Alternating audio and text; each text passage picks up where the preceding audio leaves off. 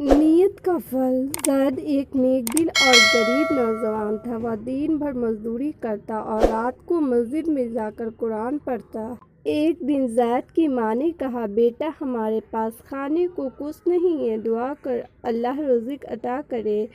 زید نے کہا، ماں میں آج نیت کرتا ہوں کہ جو بھی کماؤں گا اس کا آدھا حصہ ضرورت مند کو دوں گا، اللہ برکت دے گا۔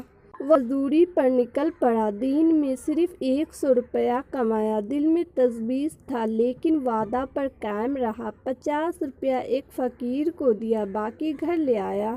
اگلے دن حیرت انگیز طور پر ایک تاجر نے اسے اپنے ساتھ کام پر رکھ لیا اور پورے دن کے 1000 روپیہ دیے۔ ہر دن آمدنی بڑھتی گئی۔ زید نے اپنی نیت نہیں بدلی، وہ روز کسی نہ کسی کو دیتا رہا۔ کچھ عرصے بعد اس کے گھر میں خوشحالی آ گئی اور وہ کئی غریبوں کی مدد کرنے لگا۔